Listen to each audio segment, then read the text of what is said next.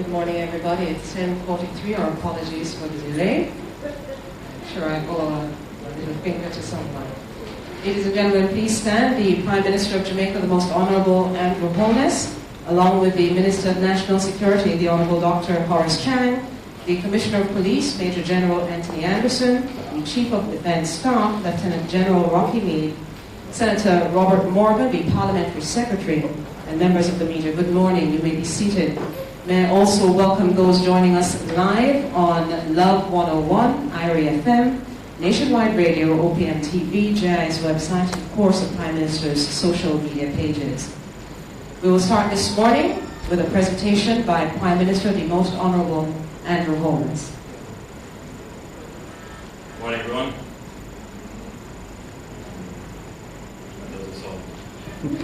Like that breakfast. I understand, okay, we started out this early and we provide breakfast. We have to do better than that. Let's try it again. Good morning, everyone. Good morning.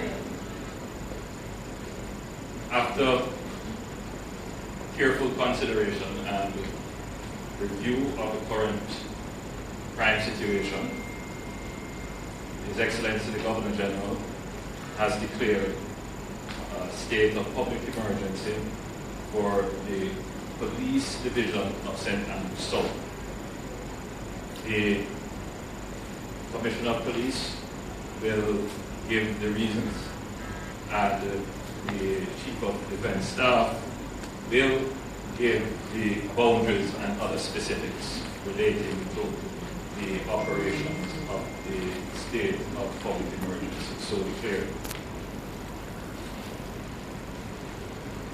I decided to advise the Governor General to make such a declaration on the recommendation of the Chief of Defence Staff and the Commissioner of Police.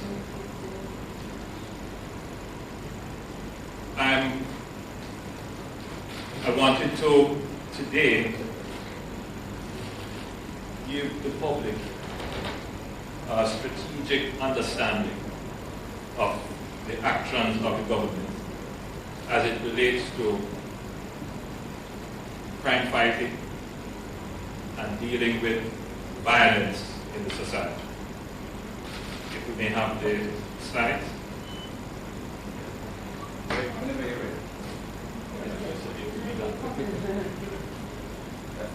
Oh, let's see. You see that change of something now, so it's more modern.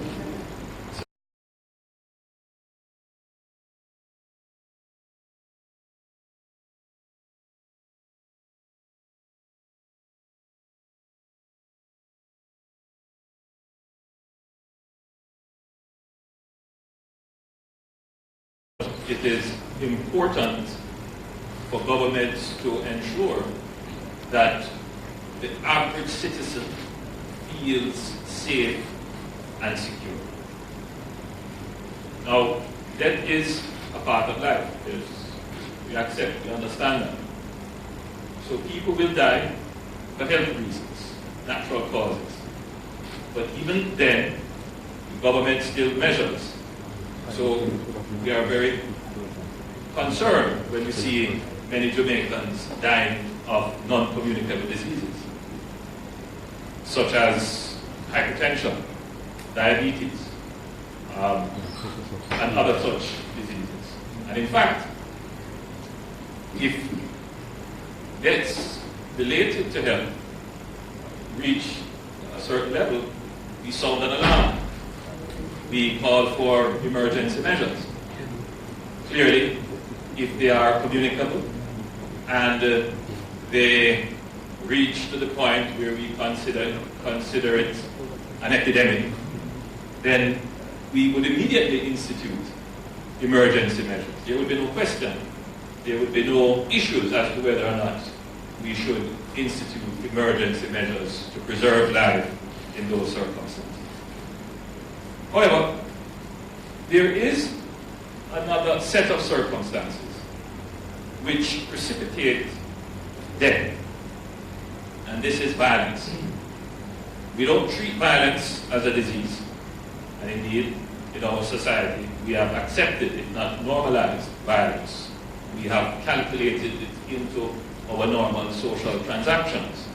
So it would appear that there is no sense of emergency when we lose lives as a result of violence.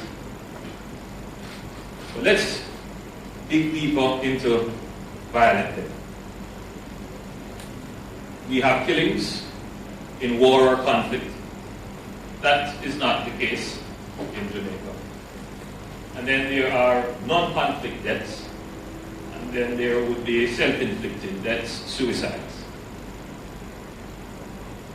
In non-conflict death, which would be where Jamaica is focused and concentrating its attention, would be what we describe as intentional homicide.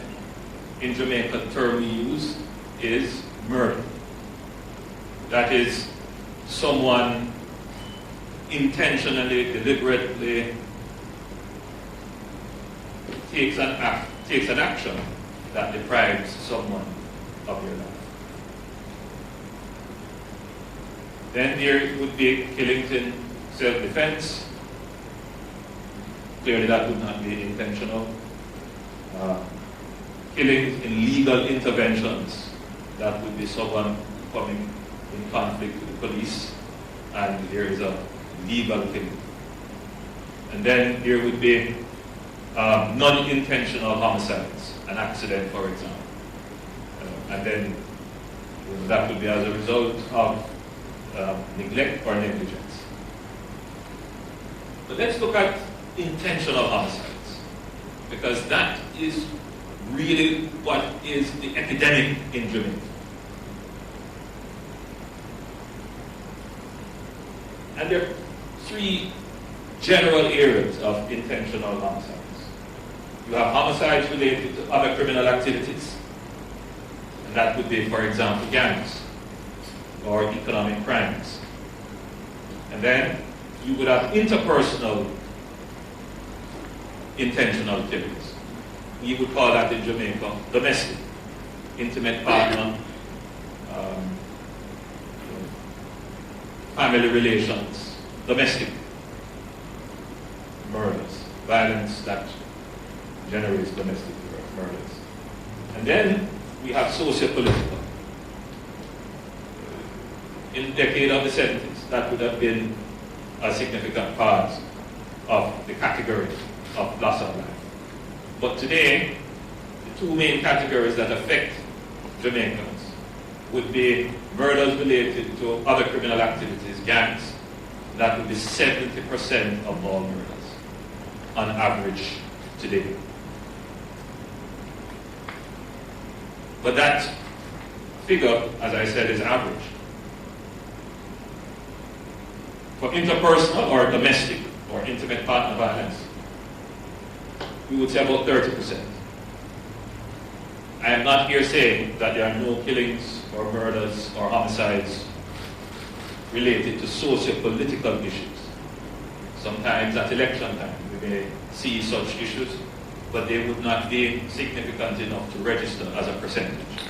So we could, for now, not ignore, but in dealing with the issue, deal with the two main causes. As it relates to deaths as a result of criminal activity, gangs, there are three actors that we have to pay attention to. Dons, who lead gangs, and who use guns. That is the feature. Dons, gangs, and guns. We note, however, that this is not the case in all communities in Jamaica, or all parishes in Jamaica. In some parishes, it is the reverse. The cause of death would be more interpersonal. So, for example, in some parishes like Portland or St. Mary, it would be far more the case that the cause of death, homicide, would be interpersonal, domestic. In St. Andrew South, however, the main cause of death is gang-related, and the Commissioner will give you that statistic. It would be probably a little bit more than 70% of deaths is caused by gangs in St. Andrews. Interestingly, in St. James, since the start of the tri-parish state of emergency, Commissioner reminded you, I mean 17 murders in St. James, of which 8 have been related to domestic interpersonal. So you see, as measures become more effective at controlling dons, gangs, and guns, you will see the interpersonal domestic variable playing a greater role in determining the cause of the homicide.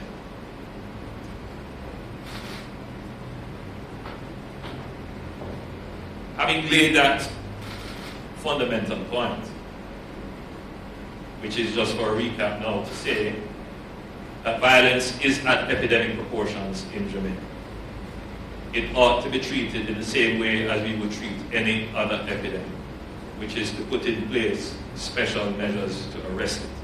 The main cause of violent death in Jamaica would be the category, or would be guns, gangs, and guns, or deaths related to criminal activities.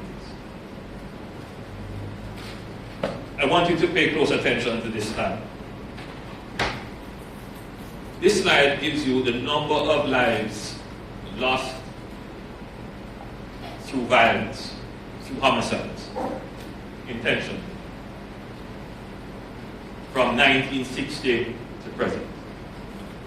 It's very important that we pay attention to this slide because it gives you the magnitude of the problem. In the decade 1960 to 69, 855 lives were lost to violence. Or rather, homicide to be specific. In the decade 1970 to 79, 2,686 homicides or murders. In the decade 1980 to 1989, 4,870 murders, homicides. In the decade 1990 to 1999, 7,621 homicides. And the decade 2000 to 2009, 13,418 murders, homicides were committed. Now, when you start to quote numbers in those regions, that would be almost the equivalent, or you start to be categorized as a country at war.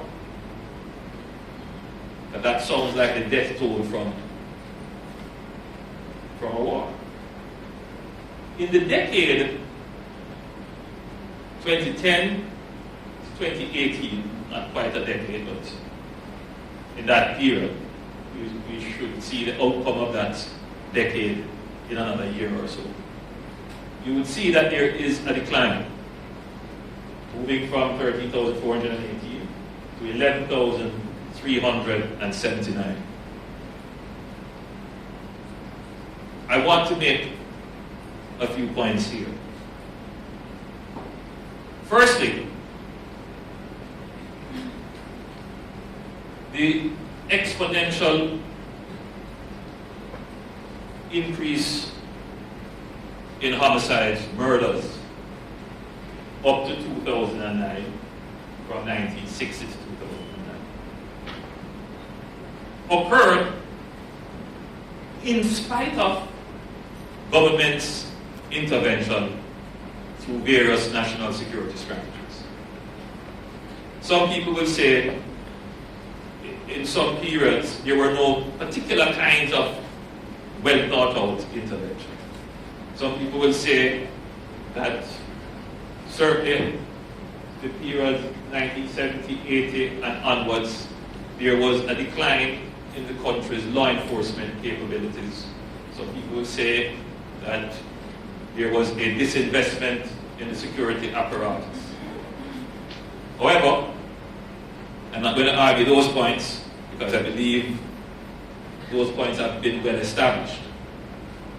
But the point to note is that in spite of various administrations putting in place special squads, special task force, community policing, trying to rearrange the ranks of the force by improving training and leadership and management.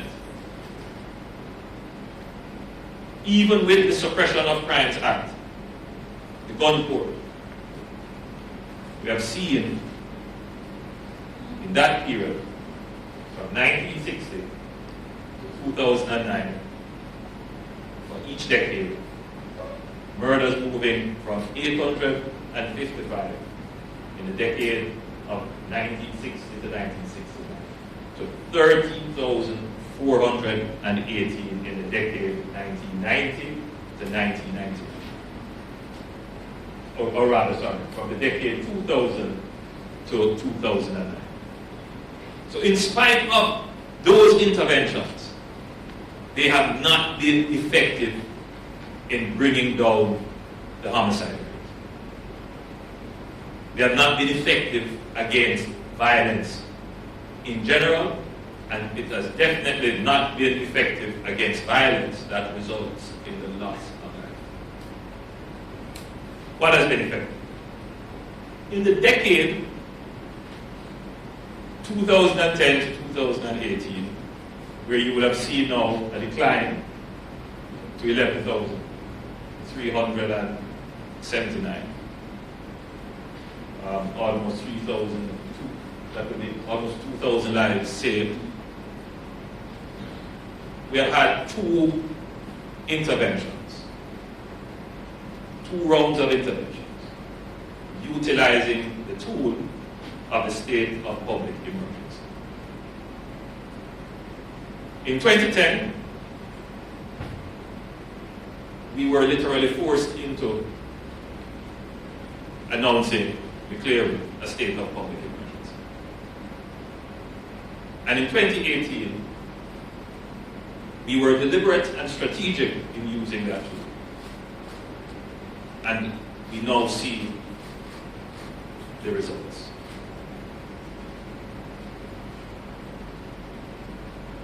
I want you to pay close attention to this slide.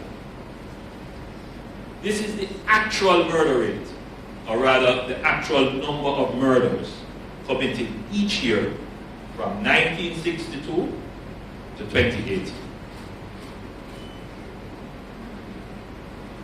Now, anyone looking at this should be appalled, should be shocked. But this is the measure of the loss of life due to violence, intentional violence in our country. If this graph represented a disease, everyone would be saying emergency measures.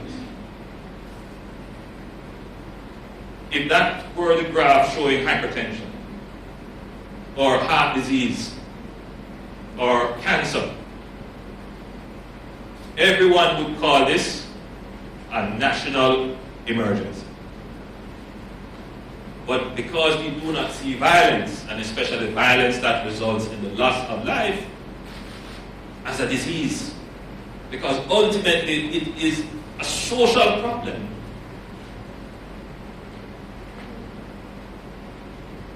And it is a disease.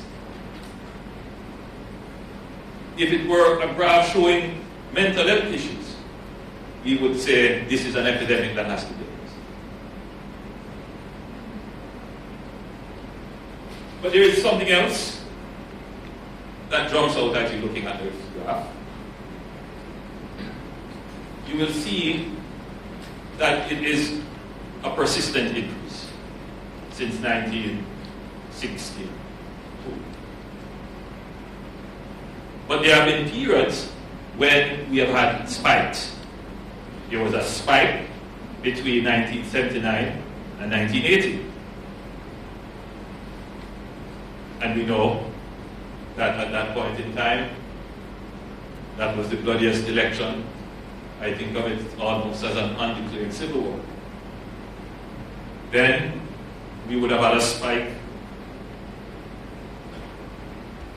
I'm seeing that's clear. Between 1996 and 1997. And you can see the spikes going up to 1,674 murders. And that would be somewhere about 2005 or 6. 2005. And then in 2009, we went again to 1,673. That's correct. And then there was a decline in 2010 as a result of the intervention. And that decline continued to 2014. And then after 2014, we saw a rise once more. But aside from the spikes, we have also seen periods of decline. If you look at the graph, however, you will see that we have had a substantial decline in the period 1980 to 82. Then again, in the period 1997 to 1999. And then we would have had another decline in the period 2002 to 2004. We would have another sharp decline again in the period, that's 2005 to 2006. And then we've had another decline in the period 2009 to 2011.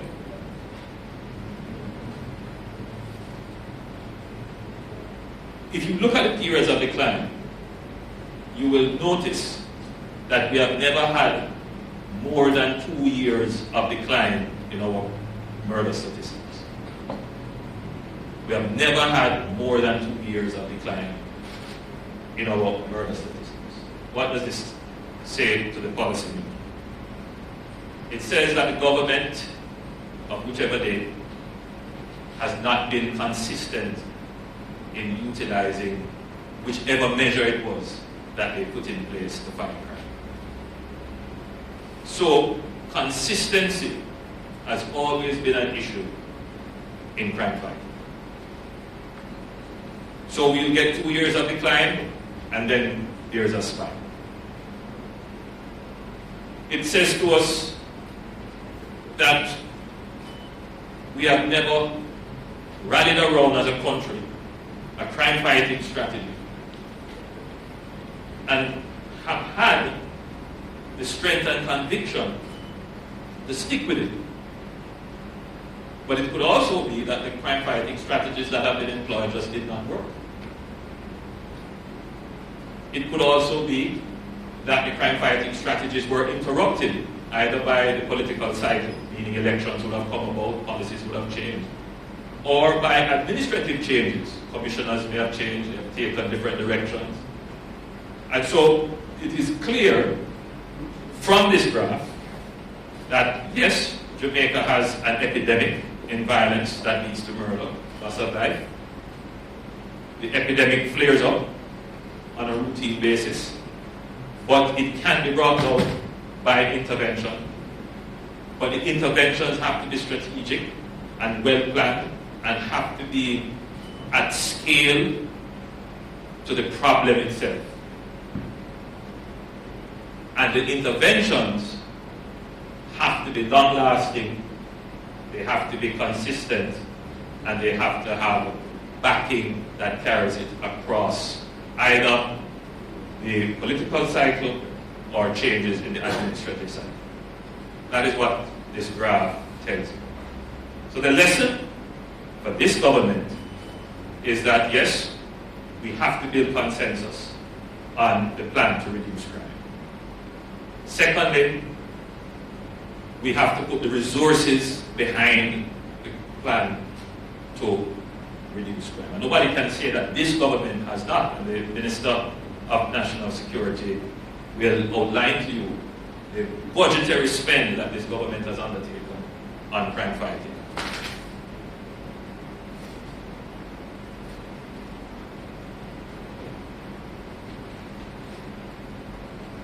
So, I wanted to point out to you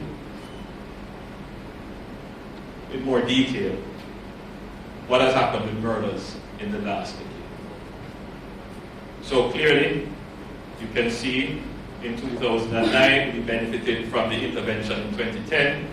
That intervention carried us to 2014, and then it spiked again in 2017, and then the interventions in 2018, which brought it down. We are now in 2019. The government has intervened. Presently, where we are is the same place we were last year this time. Two things can happen. It is either the graph goes up or the graph goes down from here. It is my firm intention and commitment to carry that graph even further downwards, which is why we are employing a strategy that has been proven to work, and in the way in which we have refined it will work even better.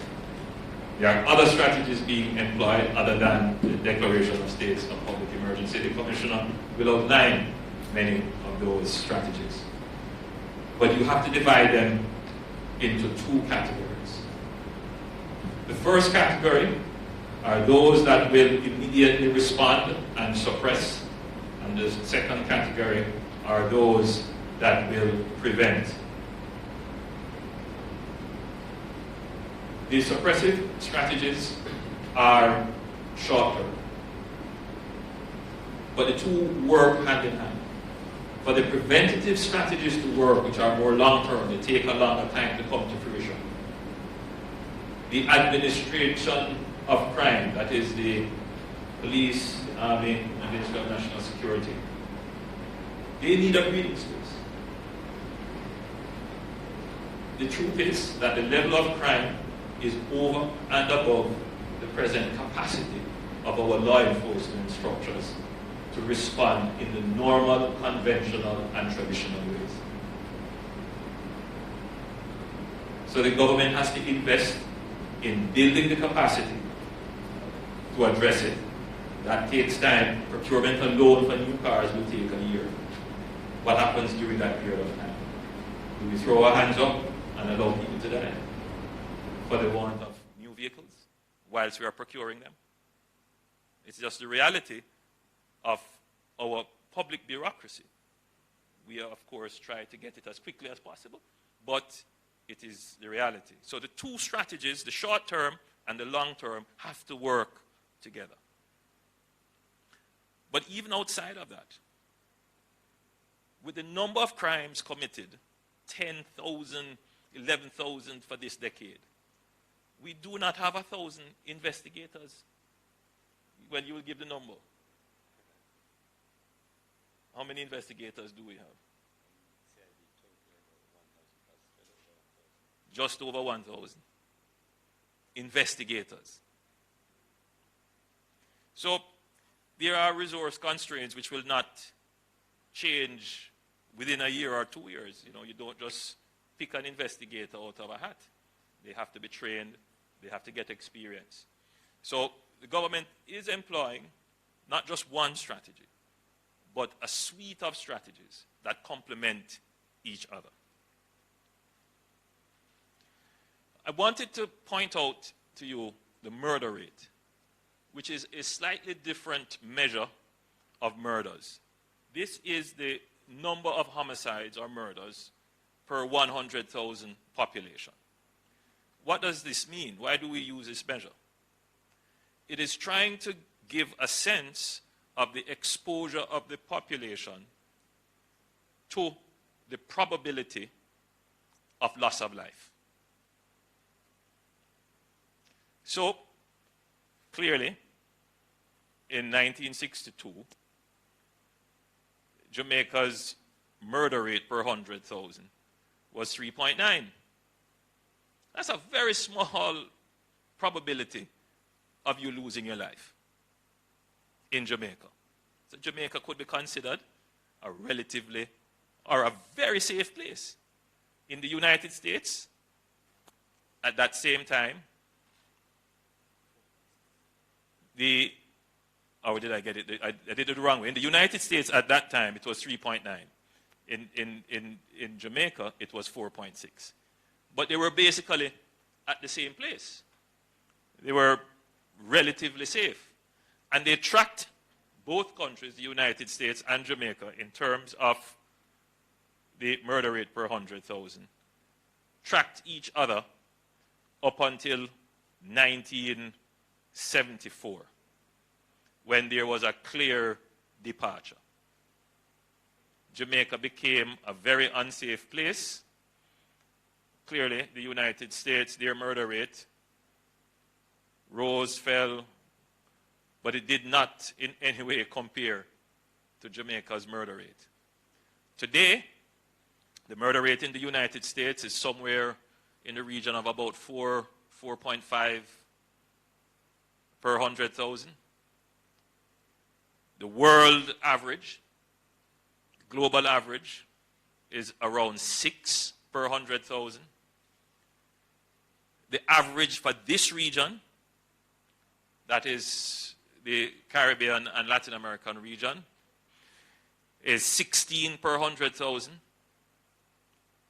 And Jamaica's murder rate, as at last year, is now 47.2 per 100,000. That is not safe. It's not safe compared to the United States. It's not safe compared to the world average. It's not safe compared to the regional average. This is an epidemic. And there is no one who can tell me that the country should be satisfied with this and not be prepared to take extraordinary measures to address this problem.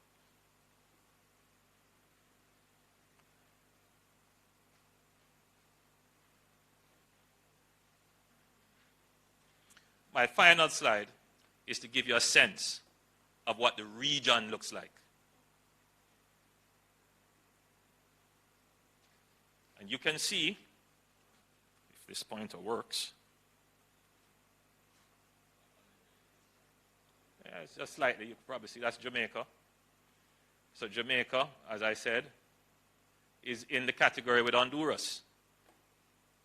Honduras's murder rate is 40. But look at the highest in the region. Venezuela, 81.4.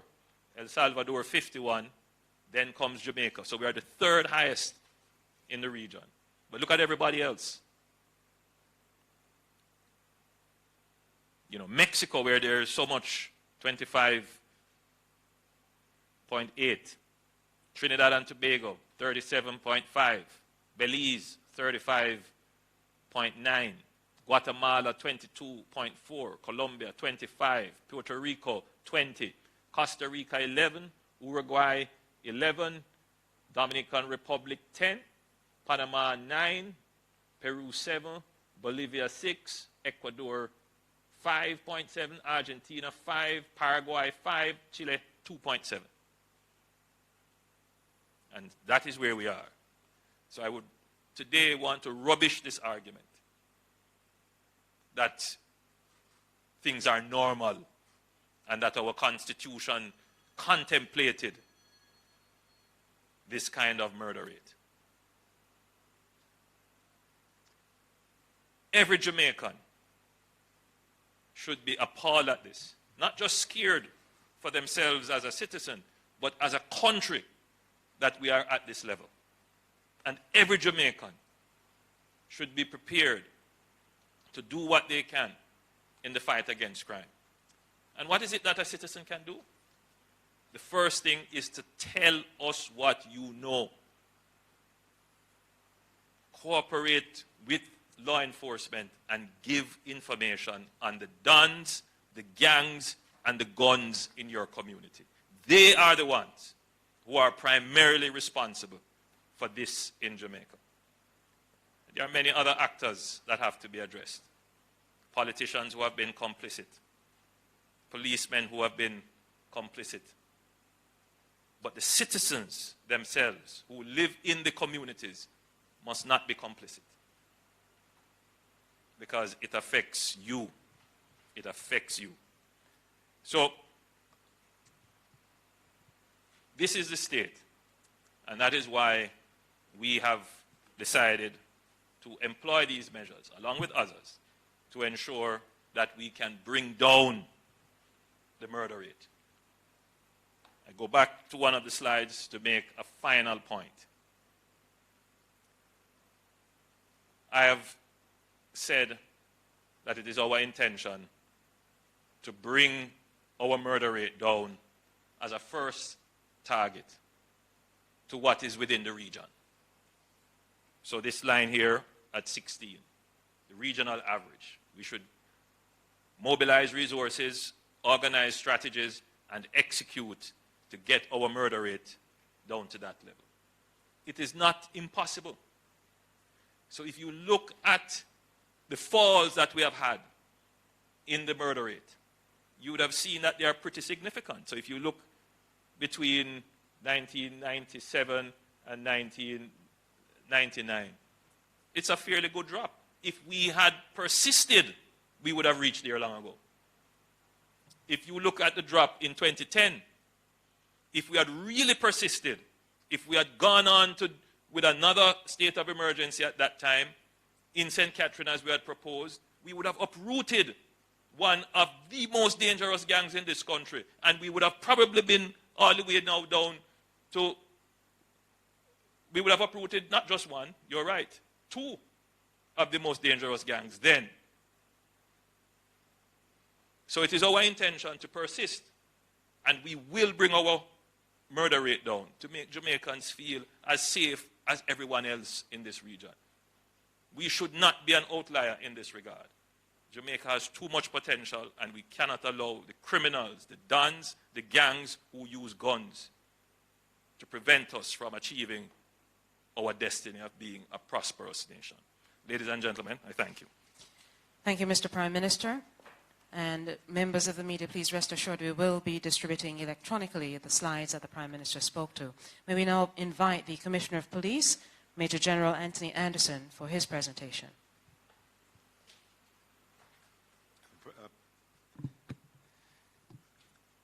Prime Minister,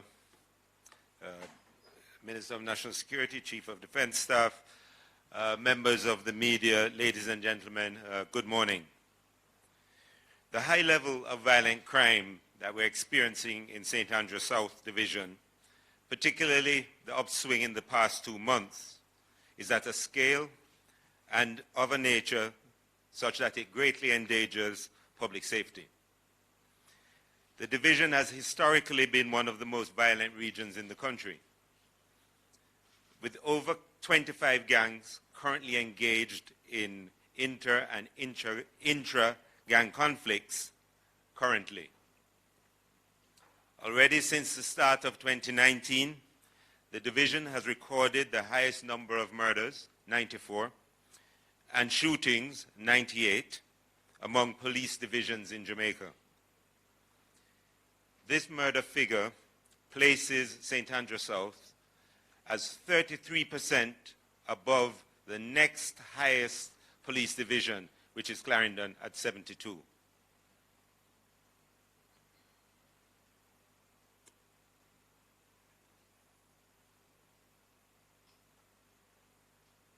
Murders in this division have increased by 19%, while shooting incidents by 40% over 2018. The gang warfare has restricted the free movement of citizens and has caused the disruption of livelihoods in sections of the division. The fear that is associated with this level of violence has undermined the daily lives of these communities and the residents. As a consequence, and in consultation with the Chief of Defense Staff, we have requested that a state of public emergency be declared in the St. Andrew South Police Division. As has been demonstrated through previous and current states of emergency, this methodology has been very effective in reducing violent crime. A state of emergency allows us to utilize our resources in a more effective manner, and this is achieved while simultaneously reducing violent confrontations with the security forces. By way of update, we have seen reductions in murders in St. James, Westmoreland, and Hanover of 65%, 76%, and 56% respectively when compared with the 2 months prior to the declaration of the tri-parish states of emergency.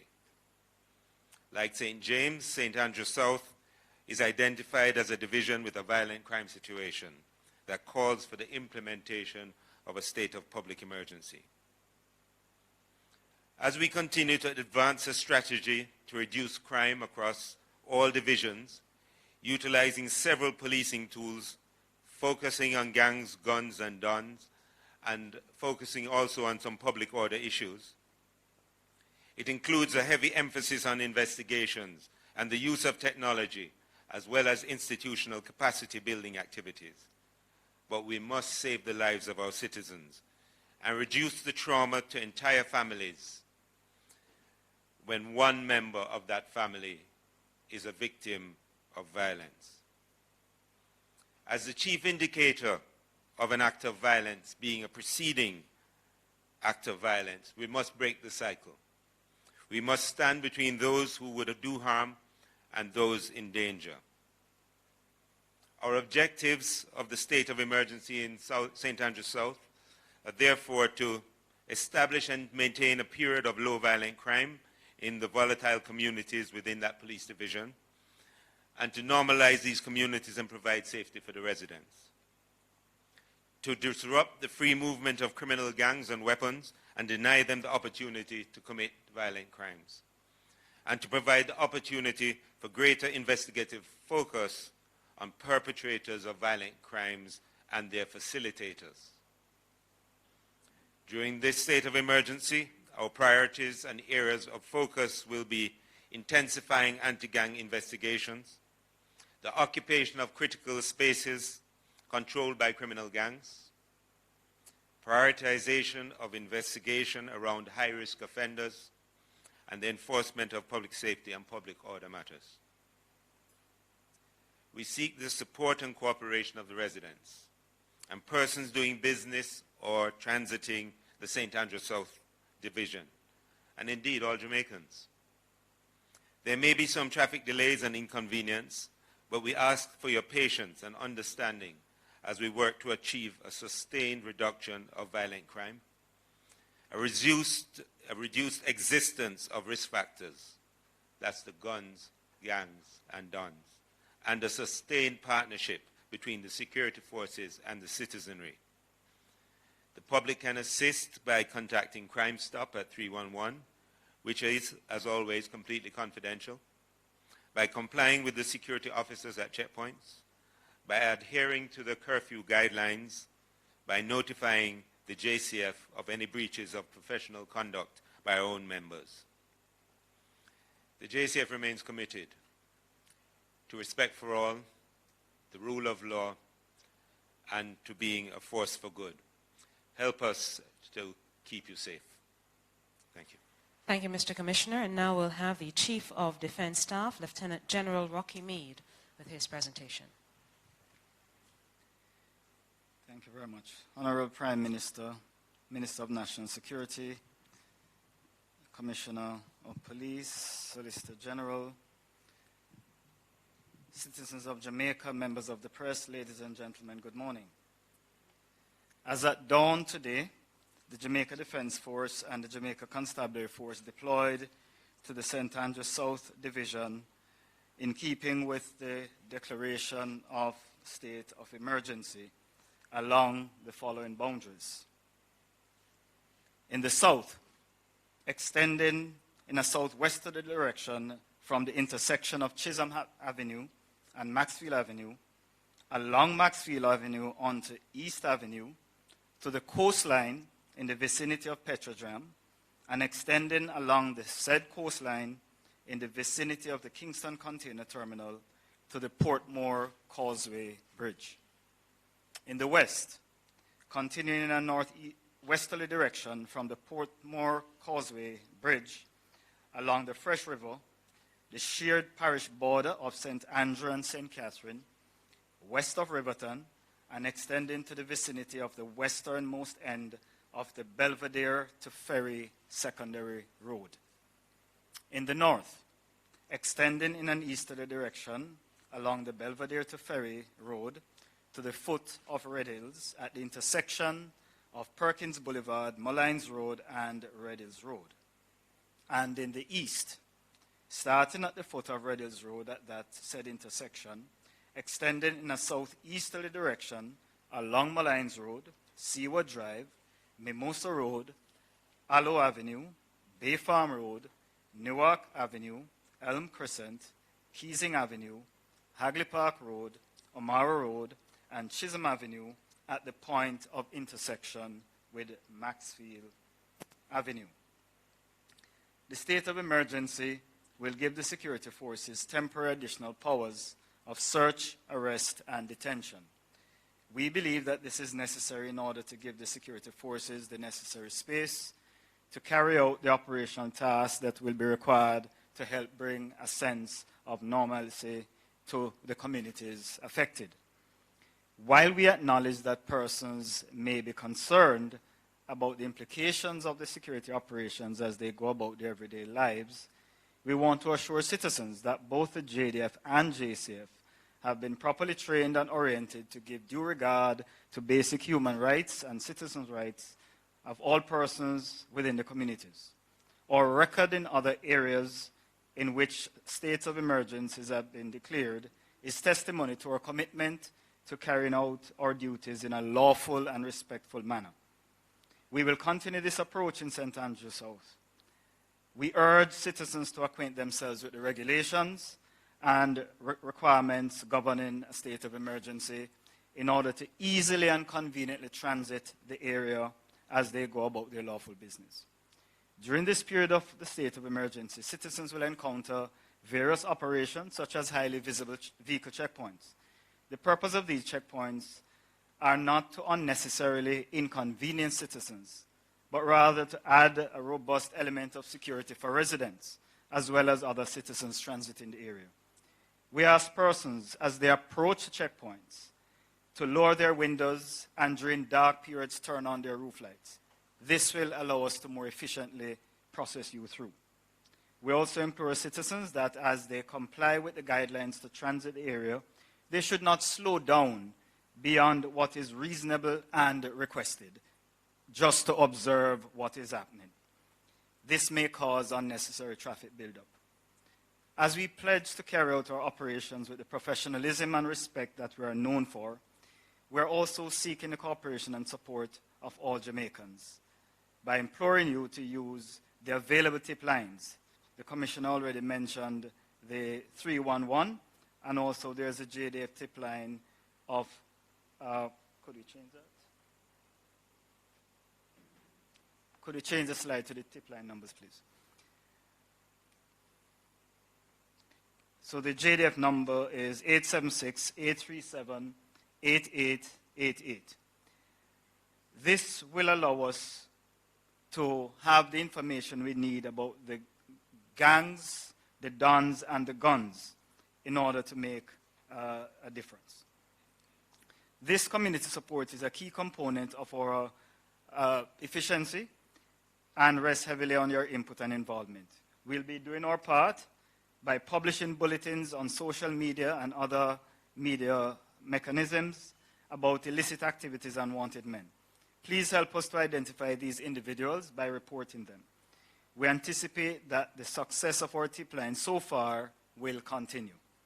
In closing, let me reaffirm that the Jamaica Defence Force and the Jamaica Constabulary Force have both the commitment and capability to achieve success here in St. Andrew South, similar to what we have achieved in other areas where states of emergency have been declared. We welcome the continued support that we have gotten from citizens and various other groups, including private sector, as we strive to bring a lasting peace to our communities. Ladies and gentlemen, thank you very much. Thank you so much, Lieutenant General Rocky Mead. And now, finally, we have the Minister of National Security, the Honourable Dr. Horace Chang. Thank you. Honourable Prime Minister, our Chief of Police, Chief of Defence Force, and our Solicitor General. My job is really to reassure the public that the government's policy is committed to a long-term solution to the criminal activity in this country. As we enter this phase of another phase of a state of public emergency, again, we take this opportunity to reassure you our commitment to providing resources to our security forces. And I begin there because I think that's where the individuals say the rubber hits the tar. And when we look at analysis of expenditure in the security forces over the last 20 years, in fact over the last, since independence, I note, and I'm sorry I'll be able to put a graph up there, but I have it here, that expenditure on security services, especially capital expenditure, has been lower than 0.5% on an ongoing basis until 2017, 2018, when we went to 0.65%, and in 2019, for the first time in the history since independence, we went to 1%, 2019, 2020. And this reflects a commitment, as I said, to ensure we can take our security forces to a level that they can deal with the criminal activity in this country. Besides that policy, of course, we have to provide the security forces with what we call an effective legal framework. And our legislative agenda is focused on ensuring we have a strong set of legislation to deal with corruption, the gangs and their leadership, and the criminal enterprise associated with them. In the case of corruption, we, of course, will operationalize MOCA during the course of this year. The final piece of legislation, the Code of Conduct, should be in Parliament, I think, as early as Tuesday. And you'll have an effective organization dealing with corruption. In fact, without prolonging that, they currently have over 330 cases in court. In the anti-gang legislation, we'll have its final, 2 or 3 final sittings to look at various amendments. Until we get to those sittings, in fact, we are bringing to the House amendments to Intercept Act to provide the security forces with an effective means of using modern technology to gather evidence in dealing with the criminal enterprises, the gangs, their dons, and the bringing together of guns in the country. The other element of the Ministry of National Security, which is a holistic approach to entire dismantling of our gangs, will of course involve acting as a conduit in a window for the social services being initiated by this government into critical and targeted areas. Targeted operations is the base of our activity. We have to look in the communities that have the major challenges. We have to identify the gangs and their leadership, the dons, and we have to protect our borders and stop the flow of guns that come to this country and kill Jamaicans. Of course, the Commissioner has outlined the causes for this particular event and will at other times outline the overall operation to improve the quality of our police force. But I want to take this again opportunity to assure you the government is committed to long-term solutions that will dismantle the gangs, prevent recruitment into the gangs, provide opportunities for young people, and ensure we have a police force that is properly equipped to deal with the modern criminal enterprises that are associated with our gangs, dons, and guns. They are major business operations, they corrupt the society, they undermine our institutions, and this government is committed to ensuring the resources are there, the organizational, institutional change required will be put in place by the leadership of the security forces, and they have the full support of this government. I close on that note, and if you have any questions at the end, we're happy to answer them. Thank you so much, Dr. Chang, the Chief of Defence Staff, Lieutenant General Rocky Mead, and of course, the Commissioner of Police, Major General Anthony Anderson, and the Prime Minister, the Most Honourable Andrew Holness. May we also thank the audience in Radio Land, Love 101, IRA FM, and Nationwide Radio that brought our press conference live. Ladies and gentlemen of the media, we invite you now to pose your questions. We'll take some questions this morning. I recognize Dashan, of course, from TVJ. Please, for everyone else, raise your hand. We'll acknowledge you, and of course, you ask your question. Dashan. Good morning, Mr. Prime Minister, Commissioner, Chief of Defense Staff, and Minister. Mr. Prime Minister, you mentioned that if we're going to be able to cauterize this crime situation, go up to the gangs, the guns, and the dons, citizens must play a part, but you also say that politicians and police are also complicit. Who do the citizens report to if they can't go to the police if they are complicit in this? It's a very, very good question. And we have, within the National Security Council, discussed this issue. There has to be a process, a mechanism, where everyone can feel confident in. The Commissioner did not point out in his presentation, but in other fora, he has mentioned that a part of the strategy of the police, and indeed it has been the strategy of the military, to provide channels of secure communications with the public. And I will invite Commissioner to speak of the initiative that you have in place. Okay. I think in properly answering that question, though, that there may be police officers who are complicit, but that is not a reflection of the entire force in any way. A lot of the information we get is through police officers, but largely through police officers who are known to the person who's giving them the information. We use the other methods, as mentioned here, to get information, and we have an intelligence bureau that is constantly collecting. The majority of police officers who are arrested, the vast majority are arrested by their colleagues. They do not accept, and we do not accept, that we should have members in our midst who are complicit. And so the fact that those people may exist should not be taken as a reflection of a position of the organization. And so there are many channels, and as I say, there are people who are trusted, and we do get a lot of information in the force, because there are not a lot of our citizens who trust police officers. But just before you go on, the Commissioner's answer is on point, that we cannot cast a blanket of pall over our security forces. And that, especially within the last couple of years, we have seen significant internal operations to purge the force. But I wanted to... Right, I wanted you to point out, for example, the changes you're making to your IOC. Right. Okay. Thank you again, Prime Minister. Okay, so since the beginning of this year, we have done some significant changes in our internal affairs component of the force. I've reassigned one of my lead persons in this area, or probably the lead person in this area, Mr. Deputy Commissioner Selvin Hay, to lead this. He's restructuring it. We have changed some of the personnel. We have included some additional structures, some which are to come, to make it easier for the public to give us information in this regard, whether it is complaints about things or just tips or even commendations. So we're making a much, and how we track these through to a proper conclusion.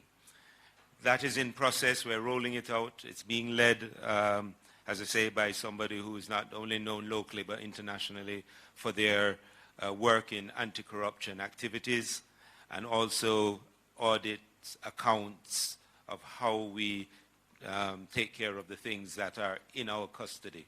So there's been a big shift in that area.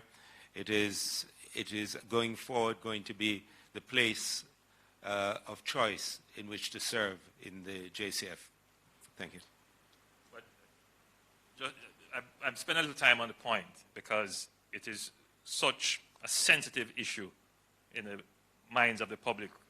When I made a statement addressing the police officers at their conference, it created quite a bit of public stir because of my focus. Obviously, I was speaking to the audience, and therefore I made that point. Aside from the internal changes in the police force, which will see to the improvement of the integrity of its internal oversight, of its internal affairs, to ensure that the force presents to the public a body in whom they can have trust, in which they can have trust. The government has also invested over the past 5 years in MOCA. And MOCA is now emerging. It has gotten its own legislation. I believe its regulations are about to be tabled, so they are now truly independent. And in the time that MOCA has existed, they are now the third arm of our law enforcement capacity.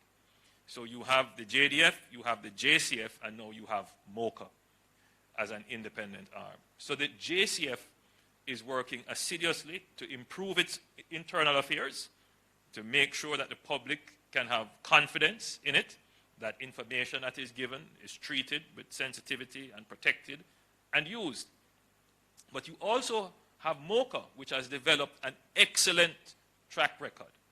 So there are existing now credible channels and avenues with which the public can cooperate with the police and get results, and at the same time feel safe. And I want to assure the public that one of my greatest efforts is to ensure that they can trust the police. Now, I am not here telling you that it is all roses. I am well aware of the situation. The fact is, the truth is, that we do within the police force not just intelligence and investigations, but they are now required to do on an almost routine basis polygraphs. In fact, policemen coming in are required to do polygraphs. Officers in existence are randomly, routinely polygraphed. And so we do have a profile. We do have a profile of the level of corruption that exists. The next piece of the puzzle is to be able to act and act decisively, and therefore the legislative framework has to be in place. We already have legislation. Policemen are being investigated almost on a daily basis and brought before the courts and discharged from the force. So that process is going on.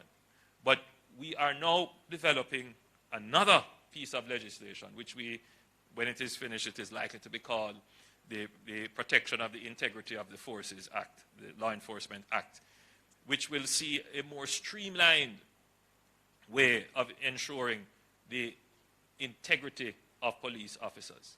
So we are, going to the greatest lengths to ensure that the force is a force that we can be proud of and we can share information with. Lastly, on this topic, we have always partnered with Crime Stop, and Crime Stop has been a very useful avenue through which information is shared. We would want to put it in the public domain once more that we intend to offer meaningful rewards for information leading to the recovery of weapons, as we did in the first state of emergency declared in St. James, which yielded great results. And you will hear more about that new program later on in the week. Thank you, Mr. Prime Minister. Ms. Tamara Hale from Scene TV and Sportsmax. Yes, good morning all. I'm Tamara McHale from Scene Caribbean News. And my question is for you, Prime Minister Holness, as it pertains to the parish of Clarendon. I understand that there has been several calls, repeated calls for a state of emergency. We understand that a JDF soldier was killed last night. Persons on the ground have been calling for that state of emergency. I know you had spoken to the fact that there are resource constraints within the force, but at the same time I wanted to find out are there any plans to consider that? It's a legitimate question, but my answer can only be to you that we have not said that we are not going to Clarendon. So, you know, all areas that are gripped by crime are candidates for this measure. Of course, it takes time to plan it because it is a sustained effort. We have to make sure we have the resources in place, and you have to also pay attention to topography and the built environment and the physical layout, because all of those impact how you deploy. So clearly, the area of Clarendon is slightly different in its urban layout as relates to St. Andrew South, which makes for a different kind of configuration of intervention. But all parishes that have this challenge of crime that is over and above what would be considered normal would be candidates for a state of public emergency. But Thank you, can Mr. you be Prime a bit Minister. more? I'm sorry. Oh, sorry, Naomi. I'm so sorry, but Mr. Hendricks actually had a follow-up to that. Are you allowing tomorrow? Okay, sure. Oh, I was just wondering if you could be just a bit more specific, because you said it's going to be a candidate. Do you have any timelines in mind? It's going to be this year. So may as well I just tell the criminals when I'm coming. Well, that is true. All right. Yes. The question I was going to ask is the rationale for going after St. Andrew South, as she has pointed out, based on the crime statistics. It's the bloodiest police division.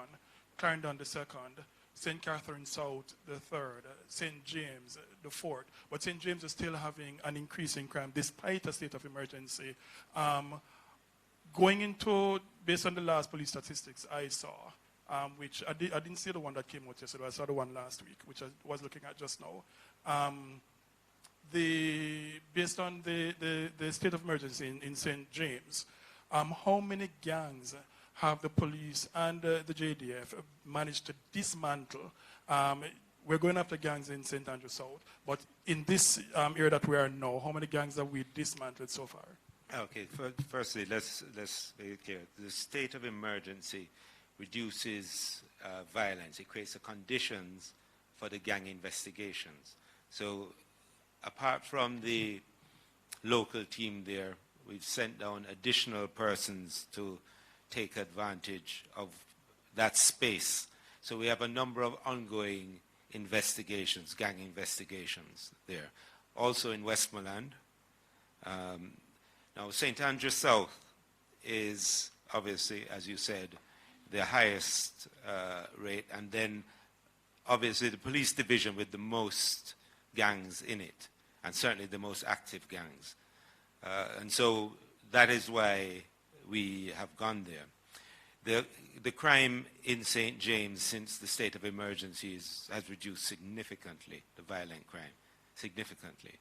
As I said, the 2 months since the state of emergency, if you go back 2 months from that point, because we're in it for just over 2 months, of 2 months and a couple of days, you'll see a 65% difference over that. It's significant, and that's the real value that you see playing out.